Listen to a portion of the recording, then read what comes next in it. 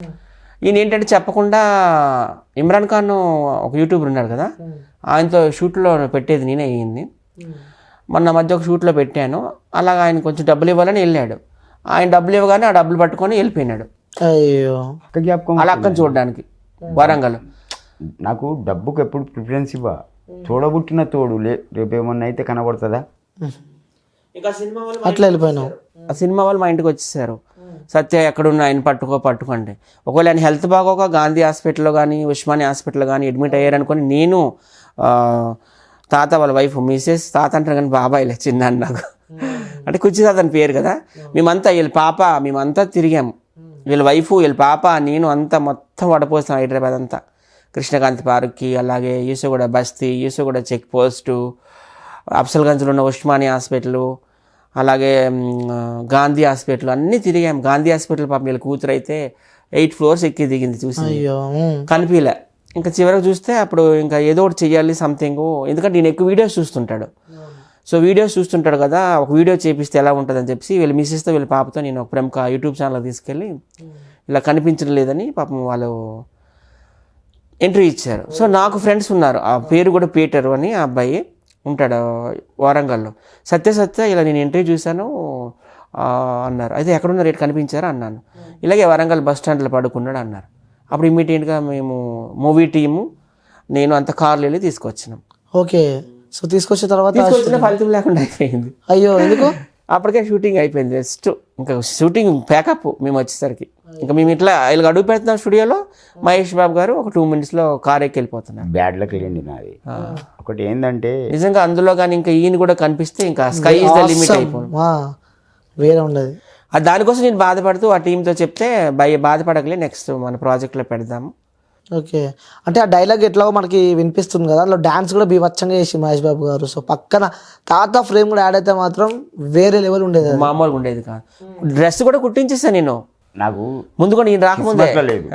కానీ ఒకవేళ భగవంతుని దయ వల్ల మీ దయ వల్ల ఏదైనా సినిమాలో ఛాన్స్ వస్తా తిరగదీస్తాంటావు. పాటలు పాడతా, డ్యాన్స్ చేస్తా, మూమెంట్ను బట్టి నా కోసం అన్న థియేటర్కి జనం వస్తారు. ఇది మాత్రం వాస్తవం. అంటే స్టార్టింగ్ ఒక సూపర్ స్టార్ మహేష్ బాబు పక్కన కూడా ఛాన్స్ వచ్చిందంటే కూడా అదృష్టం అది. కానీ చేతులారా అనవసరంగా పోయినవి వరంగల్.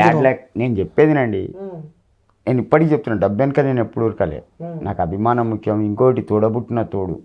అవును. నా ఇంటి పెద్దక్క, నా వెనక ముందు గడిగిన ఆమె రేపు కనపడకపోతే ఈ డబ్బు నాకు పనిచేస్తుందా? అవును. ఏమన్నా జరిగిపోతుంది, అన్ఎక్స్పెక్టెడ్ పనిచేయేది. అందువల్ల పోవడం అయింది. ఓకే. ఒక నిమిషం చూడండి. ఇప్పుడు మహేష్ బాబు గారు వేసుకున్న డ్రెస్ కెమెరా చూస్తారా? మహేష్ బాబు గారి డ్రెస్ ఈ డ్రెస్ సేమ్ నేను వాళ్ళు కుట్టించారు. కాస్ట్యూమ్ కూడా ఇచ్చారు. సేమ్ కలర్ వేస్తారు మహేష్ బాబు గారు కూడా. ఓకే. ఓకే. ఈ డ్రెస్ అంతా రెడీ చేసాము, టవాలు చెప్పులు అంతా. సో చూసినా చెయ్యి దాకా వచ్చిన ఆఫర్ అది. బట్టలు ఇవి ఆల్రెడీ అంతా ఒకటి బాగినండి. నేను మళ్ళీ చెప్తున్నా, ఏదైనా దీంట్లో రాసి పెట్టి ఉండాలి. చెప్పండి సత్య గారు, ఎలా అనిపిస్తుంది తాతతో? ఎందుకంటే మీరు చాలా మంది యూట్యూబర్స్తో కూడా మనం చూస్తూ ఉంటాం డే టు డే లైఫ్లో. సో మీరు బిజీ ఉన్న షెడ్యూల్లో కూడా మీరు వాళ్ళతో టైం స్పెండ్ చేయడం కానీ, సో ఏ విధంగా మీరు మేనేజ్ చేస్తున్నారు అవన్నీ? ఇప్పుడు మాదంతా ఒక పెద్ద టీం, మీకు తెలుసు కదా. ఒకప్పుడు రాకేష్ మాస్టర్ ఉండే మా టీంలో, అలాగే ఉప్పల్ బాలు, అగ్గిపెట్టి మచ్చ, కుర్చీ తాత ఆడైనా, స్వాతి నాయుడు, కత్తర్ పాప, బంజారీస్ ప్రశాంత్, ఆవేశం star, laughing star, Basheer master, Gunti Nagaraju, ఇదంతా మాది ఒక టీం అన్నమాట. ఈ కుడంగల్ శేఖర్ అని చెప్పి కూడా ఆయన కూడా మా టీంలోనే ఉన్నాడు. ఆయన కూడా మా టీం మెంబర్. టీం అందరికి లీడర్ నటనం స్టార్. అంటే టీం అందరికి ఎవరైనా ప్రెసిడెంట్ కానీ ఇట్లా ఎవరైనా మెయింటైన్ చేస్తున్నారు? నేనే ప్రెసిడెంట్, నేనే వాళ్ళకి సర్వెంట్, అన్ని నేనే. ప్రెసిడెంట్ నేనే, సర్వెంట్ నేనే. వాళ్ళకి షూటింగ్ ఉంటే వాటర్ బాటిల్ కావాలన్నా నేనే వెళ్ళి తీసుకొచ్చిస్తా. ఈయన షూటింగ్ ఉంటే ఒక సిగరెట్ కావాలన్నా నేనే బయటకు వెళ్ళి షాప్కి వెళ్ళి తెస్తాను. ఓకే. ప్రెసిడెంట్ నేనే, సర్వెంట్ నేనే, అన్ని మీరే అంటారు. అన్ని చేయాలి కదా మరి టీం అన్నాక. టీం అన్నాక అంతా. సో గెట్ టుగెదర్ చేసుకుంటారు మీరు అందరు కలిసి? ఈవెంట్స్కి పిలుస్తుంటారు. మాతో చాలా షోలు కూడా చేశారు కదా, భలే బస్ 1, భలే బస్ 2, ఫారెస్ట్ బాస్. సో అలా కొనసాగుతుంది అంటారు లైఫ్. సో ఇంకా మీ వ్యూవర్స్కి మీరు చెప్పాలంటే ఏం చెప్తారు, మిమ్మల్ని అభిమానించే వాళ్ళకి కానీ? అంటే యూట్యూబర్స్ మేము చెప్పాలనుకుంటున్నాను. కుర్చీ తాత ఇప్పుడు ఏజ్ వచ్చి 62 years. కొంతమంది ఏంటంటే ఆయనకి అంత గతంలో క్వార్టర్ ఇచ్చేసి పిచ్చి పిచ్చిగా మాట్లాడించి కేసీఆర్ని తిట్టు, పవన్ కళ్యాణ్ తిట్టు, లేకపోతే పల్లవి ప్రశాంత్ని తిట్టు, లేకుంటే నాగార్జున తిట్టు, బిగ్ బాస్ని తిట్టు, ఇలాగ అందరితో తిట్టిస్తున్నారు. ఒక ఇంటర్వ్యూలో అయితే నేనే షాక్ అయినా, రేవంత్ రెడ్డితో స్టాప్, ఎవడు తాగిచ్చిన నేను తిట్లా, ఈ ఇంటర్వ్యూ రాంగ్. సో నా కొడుకు నేను భయపడా, ఎవరిని నేను తిట్లే. ఒక యూట్యూబ్ వాడు ఒక సెల్లులో నా ఫోటో పెట్టి పవన్ కళ్యాణ్ అభిమానులు ఎవరో నా మీద అటాక్ చేసినట్టు నా వట్టి ఫోటో పెట్టి తీసిండు. కానీ వాడు తీసినోడు నాకు దొరకాలే, కుర్చీ మడత పెట్టి కోరితే నా కొడక సస్తావు. నా మీద చేసే ధైర్యం ఎవడికి బే, కోస్తా ఇంటికి వచ్చి కోస్తా, కుర్చీ తాత, భయం లేని బతుకు. నెక్స్ట్. సో అదే చెప్తున్నాను, ఆయన మంచిగా ప్రజెంట్ చేయండి, ఒక తండ్రిలాగా మీరు ఆయన స్వీకరించండి. గతం గత ఇప్పుడు ఆయనకి సినిమాల్లో కూడా అవకాశాలు వస్తున్నాయి. ఈ రోజే మన యజ్ఞ మూవీ డైరెక్టర్ ఆయనతో కూడా మాట్లాడించా, ఆయన త్వరలో మంచి ప్రాజెక్ట్ చేస్తున్నాడు. రవికుమార్ చౌదరి గారు మాట్లాడే కదా డైరెక్టర్ గారు, అలాగే వి సముద్ర గారి దగ్గరికి కూడా తీసుకెళ్తాను. ఇలా కొంతమంది డైరెక్టర్ల దగ్గరికి తీసుకెళ్ళి ఆయన్ని కొంచెం నేను సపోర్ట్గా ఆయనకు ఉండాలనుకుంటున్నాను. సో ఇలాంటి సమయంలో ఇలాగ పార్టీలు అవి ఇవన్నీ దయచేసి ఆయనతో మాట్లాడించకండి అని నేను రిక్వెస్ట్ చేస్తున్నాను. ఎందుకంటే ఏమో ఆయన అదృష్టం బాగుంటే ఒక 10 సినిమాలు చేసి ఒక ఇల్లు కట్టుకుంటాడేమో. పాపం ఇల్లు లేదు, నెలకి 9-10 వేలు రెంట్ కడుతున్నారు. మా గల్లీలోనే ఉంటారు. ఆయన ఫేమస్ అవ్వకముందు నుండి కూడా నాకు తెలుసు, మా గల్లీలో నుంచి అట్లా వెళ్ళేవాడు. 1 year అయింది కరెక్ట్గా ఆయన ఫేమస్ అయ్యి. కిందటి సంవత్సరం డిసెంబర్ నెలలో రెడ్ టీవీ అనే ఛానల్ వాళ్ళు ఒక బెగ్గర్ అని చెప్పి యూట్యూబ్ ఇంటర్వ్యూ చేశారు. అది ఎక్కడో మిలియన్స్లో పోయింది, 5 million పీపుల్ చూసారు యూట్యూబ్లో. అప్పటి నుంచి. సో తాత సత్య గారు మీతో ఎలా ఉంటాడు, మీతో ఏ విధంగా బాండింగ్ ఉంటుంది? ఫ్రీ ఉంటారండి. ఒక ఫ్రెండ్, ఇలాంటి ఫ్రెండ్ దొరకడం నా లక్. ఎందుకంటే కష్టం సుఖం రెండు అతను అనుభవించిండు, నేను కూడా అనుభవించిన. ఇప్పుడు ఈ స్టేజ్కి నేను రావడానికి ఒక 75% ఇతనే కారణం. నేను ఏమైనా ఆ పార్క్ కాడ చిన్న చిన్న ఇంటర్వ్యూలు, చిన్న చిన్న యాక్టింగ్లు చేసుకుంటూ ఎంతో సంపాదించుకున్నా. కాకపోతే ఇతను దొరకడం నా లక్కు, నా అదృష్టం. అది అక్కడ షాయి అనే ఒక చాయ్ బండి ఉంటుంది కృష్ణాకాంత్ పార్క్ కాడ. అతనికి ఇతని ఫ్రెండు, ఆ అబ్బాయి నాకు ఫ్రెండు. ఇతన్ని నాకు అతను పరిచయం చేసిండు. అట్లా మా ఫ్రెండ్షిప్ కలిసిందండి. కానీ ఇటువంటి అతను దొరకడం నా లక్. సో చాలా అంటారు మంచిగా, అంటే ఎక్కడో చిన్నగా చేసుకునే నుంచి ఇప్పుడు కొన్ని సినిమాలు పెద్ద పెద్ద స్టార్ల పక్కన యాక్ట్ చేసే అవకాశాలు కూడా ఇప్పుడు వస్తున్నాయి అంటారు ఇతని వల్ల. లేదులేండి, ఆయనలో టాలెంట్ ఉంది. టాలెంట్ ఉంటే నేను కాకపోతే నా ప్లేస్లో ఎవరైనా వచ్చి తీసుకెళ్తారు. కాకపోతే మాకు కూడా చాలా హ్యాపీగా ఉంది, మా టీంలో ఈయన జాయిన్ అయ్యారు. ఇంత టాలెంటెడ్ పర్సన్. ఎందుకంటే ఆయన వెల్ ఎడ్యుకేటెడ్. వరంగల్లోనే ఏదో చేశాడు, ఆయన డిగ్రీ ఏదో చేశాడు. తర్వాత ఏదైనా ఏ అంశం మీదైనా స్పష్టంగా మాట్లాడతాడు. మా టీంలో ఎంతమంది ఉన్నారు కానీ అందరు నన్ను ఇంటలెక్చువల్ అంటారు, నా తర్వాత ప్లేస్ మాత్రం అయ్యింది. సూపరా. ఏ రంగం కోసమైనా, ఒక పాలిటిక్స్ కావచ్చు, ఒక ఫిలిమ్స్ కావచ్చు, ఒక స్పోర్ట్స్ కావచ్చు, ఒక బిజినెస్ కావచ్చు, లేకపోతే ఒక హిస్టరీ కావచ్చు, అన్ని అంశాల మీద కూడా మాట్లాడేయగల ఏకైక వ్యక్తి ఈయనే. అంటే నేను దొరకడం ఆయన అదృష్టం అంటున్నాడు, కానీ ఆయన మా టీంలోకి రావడం నిజంగా మాకు కూడా అదృష్టమే నిజంగా. ఎందుకంటే ఇంత తెలివితేటలు ఉన్నాయి, ఇలాంటి వ్యక్తి కూడా మా టీంలోకి వచ్చారంటే మాకు కూడా గౌరవంగా ఉంది. రేపు పొద్దున మేము చాలా మంది అడుగుతున్నారు ఈవెంట్లకి నెక్స్ట్ టైం ఈయన తీసుకురండి అని. మొన్ననే ఖమ్మం వెళ్ళాము, గుంటి నాగరాజు ఎలక్షన్లో ఎమ్మెల్యేగా పోటీ చేశారు కదా, మేమంతా హ్యాపీగా వెళ్ళాము, హ్యాపీగా వచ్చాము. కార్లు వెళ్ళాం, కార్లు వచ్చాం. సో మాకు కూడా లక్కీ అని మేము అనుకుంటున్నాం ఈయన మా టీంలోకి రావడం. సూపర్. ఆయన ఒక తండ్రి స్థానంలో మేము ఉంచుతాం ఎప్పుడు కూడా. చాలా విలువిస్తారండి ప్రతి ఒక్కరు. ఉప్పల్ బాల్ అవ్వచ్చు, నేను అవ్వచ్చు, ఎవరు కానీ ప్రతి ఒక్కరు కూడా చాలా గౌరవిస్తాం ఆయనకి. కూర్చో తాత అంటూ ఆయనకి ఏం కావాలన్నా మేము చిన్నపిల్లల పరిగెట్టేలు తీసుకొస్తాం. ఒకవేళ నాకు మందు తాగేటప్పుడు, అప్పుడు తాగే అలవాటు ఉన్నప్పుడు ఇతను పోయి స్వయంగా పట్టుకొని వచ్చేది బ్యాగ్లో పెట్టి. సూపర్. కానీ ఒక లిమిట్, నేను ఎక్కువ తాగనివ్వను. ఇప్పుడు మొత్తానికి మానేసాడు. ఆ క్రెడిట్ అంతా వాళ్ళ ఆవిడదే, మా మమ్మీదే. ఆమె దగ్గరుండి అంతా చూసుకుంటున్నారు.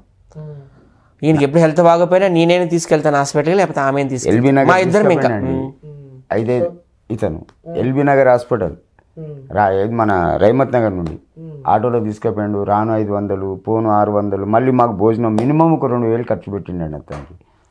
అంటే ఎంత అభిమానం ఉంటే అతని టైం ఎక్స్పెండేషన్ చేసి ఆ డబ్బు ఖర్చు పెడతాడు, అది తగని విషయం అండి అది. అతని అభిమానాన్ని నేను ఎప్పుడు కాదనా.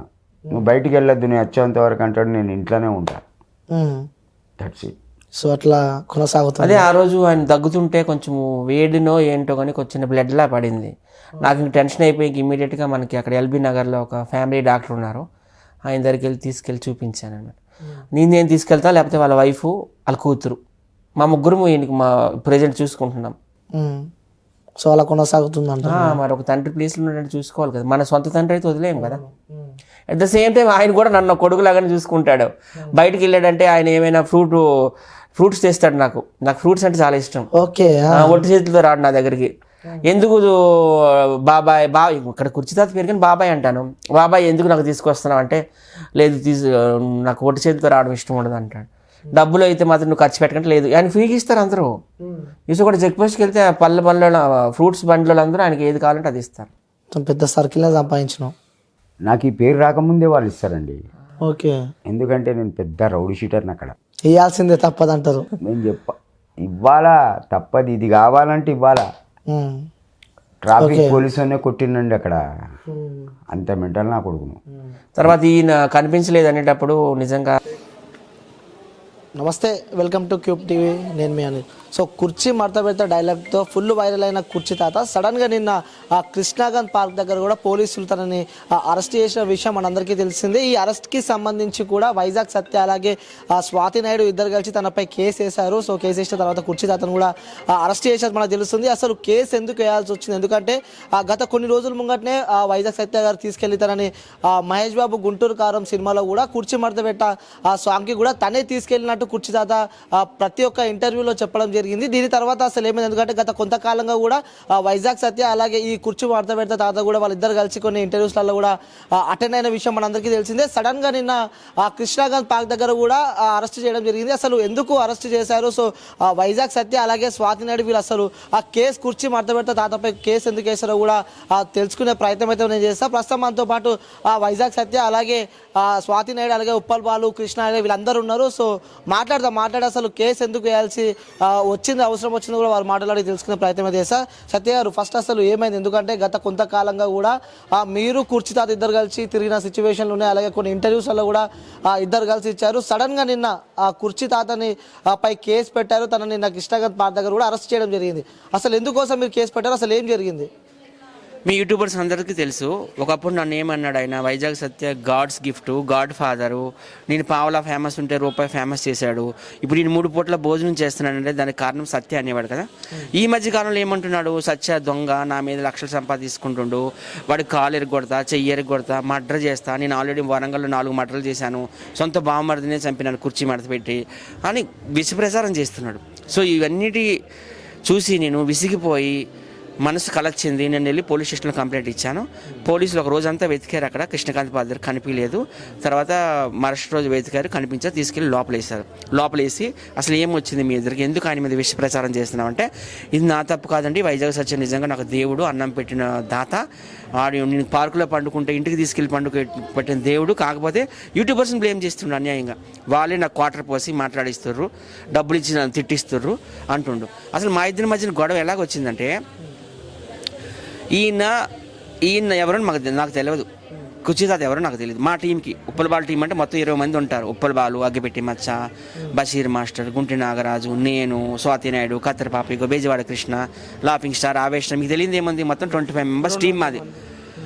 మెయిన్ 25 మెంబర్స్, అందరితో కలిపి 200 మెంబర్స్ వరకు ఉంటాం మేము.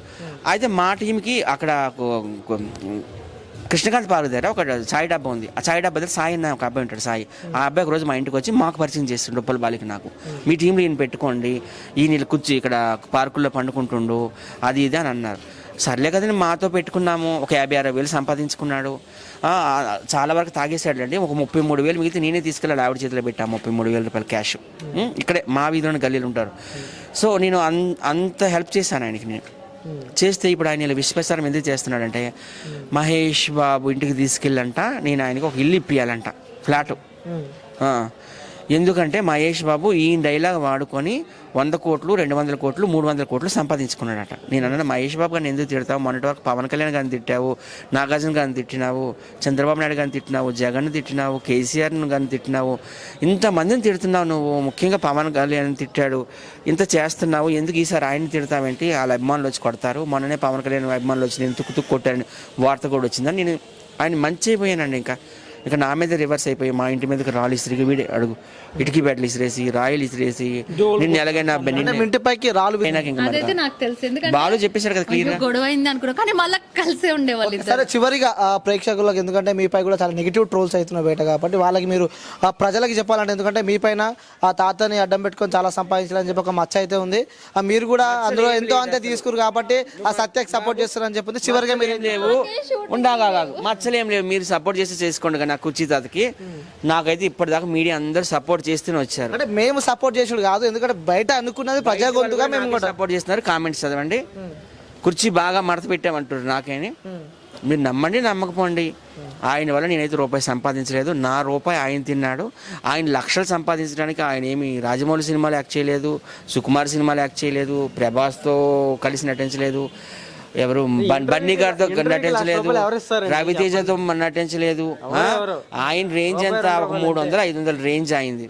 నేను 1000-2000 వరకు తీసుకెళ్ళా నేను. ఆయన సూటు బూట్ ఏనాడు ఆయన లైఫ్లో చేశాడా? సూటు బూట్ వేయించిన ఎప్పుడైనా కార్ పైన సన్ రూఫ్లో దూరి ఎప్పుడైనా వీడియోలు చేశాడా? చేపించిన. ఆ పెద్ద సినిమాలో ఆయన ఏమైనా డైలాగ్ పెట్టారా? పెట్టించిన. ఆయనే చాలా ఇంటర్వ్యూలో చెప్పాడు, సత్య నాకు గాడ్ ఫాదర్ లాంటి వాడు, గాడ్స్ గిఫ్ట్, నాకు పావలా ఫేమస్ ఉంది, రూపాయి చేశాడని. ఈ రోజు పిచ్చి పిచ్చిగా మాట్లాడుతుంటూ జనాలు అయితే ఎవరు నమ్మరు ఆయన. ఇప్పుడు మీరేమంటారు? కుర్చీ మడత పెడతా డైలాగ్ తో వైరల్ అయ్యిండు, దానికి మీరు ఏం చెప్దాం అనుకుంటున్నారు? ఇప్పుడు మీరు మడత పెట్టారు లేకపోతే ఆయన మడత పెట్టిన? ఆయన మడత పెట్టి ఫేమస్ అయినా మాకు వచ్చేది లేదు, ఆయన వచ్చి సంపాదించినా మాకేం లాభము లేదు. ఆయన ఫేమస్ ఆయన వచ్చిన కోట్లు లక్షలు మాకు ఇవ్వట్లేదు, మాకేం ఉపయోగం లేదు. మా తిప్పలు మేము, మా గుద్ద మేమే కట్టుకుంటాం, మా రెంట్ మేమే కట్టుకుంటాం, మాకు ఎవరితో సంబంధం లేదు. దయచేసి నా బెస్ట్ ఫ్రెండ్ వైజాగ్ సత్య మీద బ్యాడ్గా పెట్టడం, లక్షలు సంపాదిస్తా అంటే మాత్రం కుడిసి మేము మడత పెట్టి ఎక్కుతాం. ఇప్పటి నుంచి మేము 2లోకి వెళ్ళాం, 1 చూస్తాం, మేము 2లోకి వెళ్ళాలనుకుంటున్నా. పిచ్చి ఎవరైనా పెట్టకండి దయచేసి. ఆయనకి ఏమైనా జరిగినా మాకు సంబంధం లేదు. వైజాగ్ సత్య మీనికి రావద్దు, వైజాగ్ సత్య గురించి ఎవరు పట్టించుకోవద్దు, ముందే సీరియస్ చెప్తున్నా. ఆయనకి ఏమైనా మాకు ఎలాంటి సంబంధం లేదు. ఓకే, బాయ్, నమస్కారం.